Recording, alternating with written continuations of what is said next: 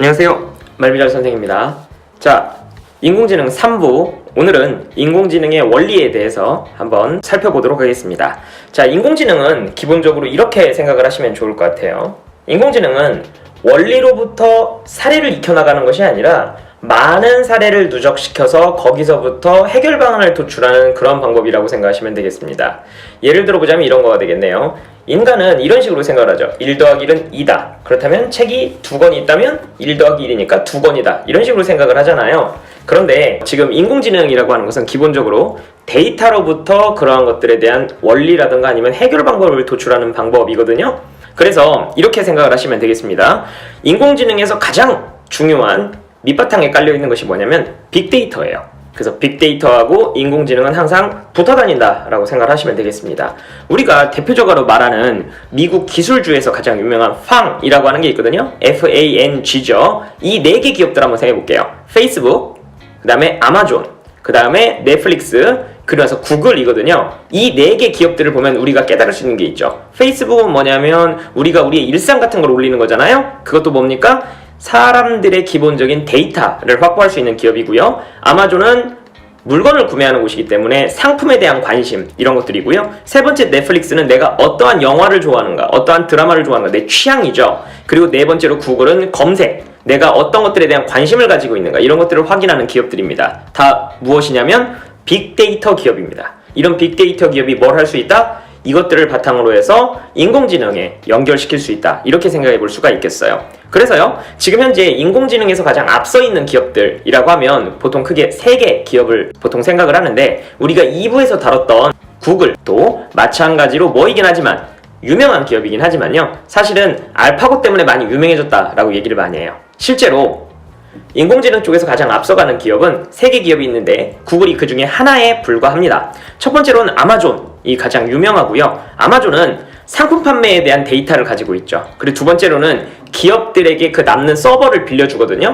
그 기업들이 가지고 있는 데이터를 일정 정도 확보하고 있다. 그래서 여러분들 AWS라고 부르거든요. 그 아마존이 그 제공하는 기업 서비스 이런 것들이 있는데, 그래서 아마존이 가장 많이 앞서 있다라고 평가를 받고 있어요. 두 번째로는 구글 같은 경우는 안드로이드 폰에서 나오는 엄청난 데이터들이 있죠. 그리고 검색도 있고요. 그리고 세 번째로는 IBM이 꽤 유명한데요. IBM은 이제 민간 쪽에는 잘 알려져 있지 않지만 상용화 쪽에서 굉장히 많이 앞서 있거든요. 그래서 유명한 게 닥터 왓슨이나 그 다음에 의료 서비스 같은 걸 제공하는 그런 빅데이터 AI인데요. IBM 같은 경우는 기업 데이터 시장을 꽉 잡고 있기 때문에 기업 데이터 쪽에서 굉장히 앞서 있다, 이렇게 평가를 받고 있어요. 그래서 이렇게 생각해 볼 수 있습니다. 여기 애플이 빠져 있죠? 구독! 좋아요 눌렀나요? 애플 같은 경우는 다른 핸드폰 회사들, 스마트폰 회사들이 애플의 iOS를 사용할 수 없기 때문에 데이터의 양이 굉장히 한정되어 있다라는 평가를 받고 있어요. 그렇기 때문에 여기서는 AI 쪽에서는 많이 앞서 있지는 않다, 이렇게 이제 평가를 받고 있는 겁니다. 다른 말로 해보자면 빅데이터가 쌓여서 무엇이 된다? 인공지능이 된다. 뭐 이렇게 평가를 할 수 있겠죠. 이것을 보여주는 가장 좋은 사례가 바로 구글 번역이라고 생각하시면 되겠습니다. 인간도 아닌 것이 번역을 할 수 있다는 게 굉장히 신기하죠. 원리는 이렇게 됩니다. 우리가 생각을 해보자면 우리는 어떻게 언어를 배우는가? 처음부터 우리가 너 태어났으니 명사에 대해서 알아야 되겠다. 자, 명사가 나온다고 하는 것은 결국은 명사 자체만으로 의미가 없으니까 우리가 동사를 알아야지. 그럼 어린아이가 응애 하면서 그걸 배운 다음에 자, 이제부터 말을 해볼까? 저는 명사가 이렇고 동사가 이렇습니다, 이렇게 하지는 않거든요. 아이가 말을 갖다가 사용하다 보니까 틀린 부분들을 스스로 깨닫고 나중에 어느 순간 말문이 탁 트이는 거거든요. 이것과 동일한 역할을 하고 있는 게 구글 번역이라고 생각하시면 되겠습니다. 구글 번역의 원리는 이렇습니다. 구글이 초창기에 구글 전자도서관이라는 걸 만들려고 했어요. 그래서 많은 책들을 무엇을 했냐면 스캔을 떴습니다. 스캔을 떠서요, 이렇게 접근한 거예요. I 다음엔 뭐가 나올까요? U 다음엔 뭐가 나오죠? I 다음에는 M이 나올 가능성이 높고 U 다음엔 R가 나올 가능성이 높죠. 이런 식으로 검색을 하기 시작한 거예요. 확률적으로. 검색을 가장 잘하는 기업이 어딥니까? 구글이죠. 그래서요, 구글이 이런 식으로 I 다음에는 M이 나올 가능성이 60%다. U 다음엔 R라는 동사가 나올 가능성이 70%다. 이런 식으로 검색을 갖다가 하기 시작한 거예요. 그리고 이렇게 되겠죠?